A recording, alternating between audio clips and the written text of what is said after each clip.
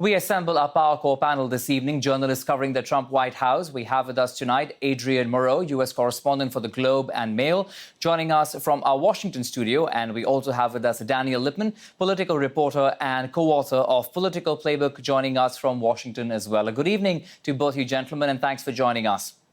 Thank you. Thanks for having me. Daniel, let's make a start with what was supposed to be just a handshake and a hello between President Trump and Kim turned out to be a historic meeting. Your thoughts on this incident, this moment? Yeah, it's quite amazing that Trump seemed to really focus this week on butting up to dictators in Asia like MBS and Vladimir Putin and President Xi Jinping of China and Kim Jong-un without much actual progress getting made on the ground. North Korea is still building nuclear weapons. They have dozens of them in their stockpiles, and they showed no indication of actually removing them and living up to the promises of the first Singapore summit. That's correct. Adrian, now there was this chaotic appearance in front of the media as we saw, and then there was this closed-door meeting which lasted for about 50 long minutes. 50 minutes, what do you think was discussed?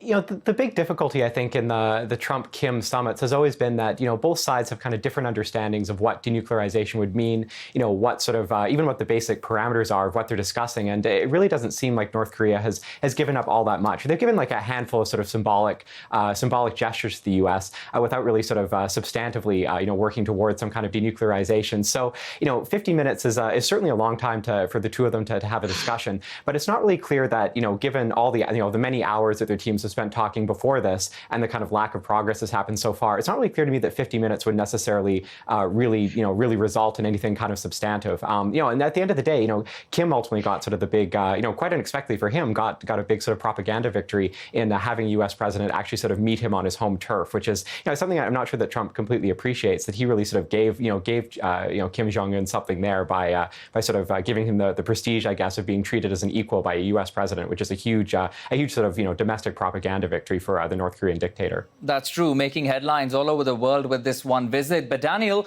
a failed summit in February and then this meeting, yet there is no clarity about North Korea's willingness to give up its stockpiles. So how does this really reflect on the U.S. still?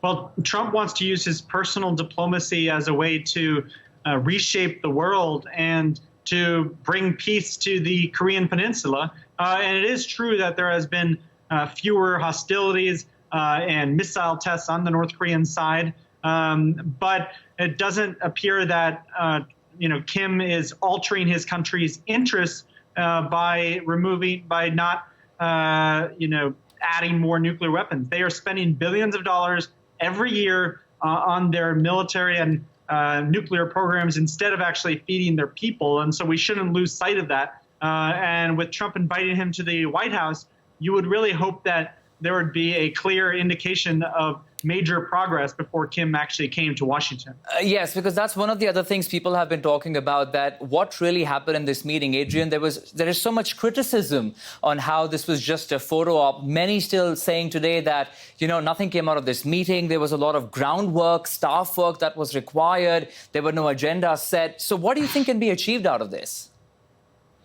I think the one sort of silver lining here is that the two of them aren't arguing over Twitter anymore. You don't have Donald Trump sort of provoking North Korea or threatening to obliterate little Rocket Man as he did a couple of years ago. So right. I think the fact that the two sides are talking is generally a good thing. But at the end of the day, I think that's always been sort of the problem with Trump. That I think he sincerely believes that he's a good enough deal maker that he can sort of get into the room with Kim Jong-un and sort of bend him to his will and get him to just make a deal that's going to denuclearize the entire country. But if it were that easy, it would have happened by now. Previous U.S. presidents tried for many years, sort of made many different sort of attempts using different tactics to get North Korea to denuclearize, and no other president, was able to do it. And so it seems very unlikely to me that, and North Koreans sort of, to a certain extent know what they're doing in this scenario. They kind of know what they want, and they know, how they can sort of hold on to their nuclear arsenal. And so the notion that Donald Trump, even given an hour-long or just about an hour-long meeting with Kim Jong-un, the notion that he could sort of in that time untangle all these thorny issues is, it's a pipe dream.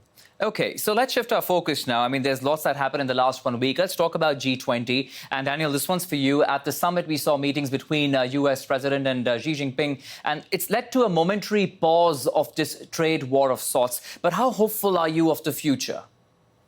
So there was a great analysis by the New York Times, as Keith Bradsher, which said that this pause is actually going to reshape China and make it less of the factory floor of the shop floor of the world, in that multinational companies are looking to shift their production out of China to other parts of Asia and lower cost areas that are not affected by these tariffs. Mm-hmm. And so the farther away a deal appears and looks like they're just kicking the can down the road, at least they're not increasing tariffs, the more China will be hit. And China's getting impacted negatively more than the US because it's a much bigger economy in America.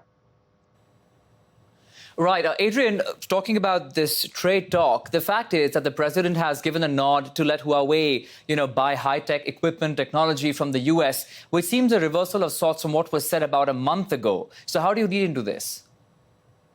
I think the real danger here is that Donald Trump seems to be conflating sort of national security decisions with trade decisions. And to a certain extent, it's not surprising in the sense that, Trump is a very transactional president. And I think he sees almost everything as a balance sheet and sort of sees everything in economic terms. But I think there's a real danger if you have, if you have basically your intelligence agencies, you have your generals saying, we should be taking sort of tough action on Huawei for national security reasons because, we're afraid that the Chinese government is going to use them to spy on us, and sort of, hoover up information from the United States and take it back to the to the intelligence agencies in Beijing. If that's the reason that you're getting tough with Huawei and putting all these kind of restrictions on the business they can do in the U.S. Mm-hmm. to then say, well, we may actually just use that as a bargaining chip to be able to sell more agricultural products into China, I think really kind of muddies these two issues. And I think I'd be very concerned if I was running a U.S. intelligence agency today mm-hmm. that the president may sort of barter away things that I've told him to do for national security purposes in order to get a handful of economic concessions. Okay, I have very little time left, so we'll quickly talk about the third issue, which is the ICE raids. Daniel, what's going to happen in the week ahead? So Trump has announced that unless there's kind of a miracle after July 4th, those ICE immigration raids on thousands of undocumented immigrants, they're going to commence. And so the fact that they are actually foreshadowing this again, that means that those people are probably going to go into hiding yet again to avoid ICE's reach. Okay, I'm sorry, that's all the time we have for Adrian. I wish I could come back to you, but we'll have to wrap it at that. Adrian Moreau, U.S. correspondent for The Globe and Mail, and Daniel Lippman, political reporter. Thank you so much for your time this evening. Appreciate it.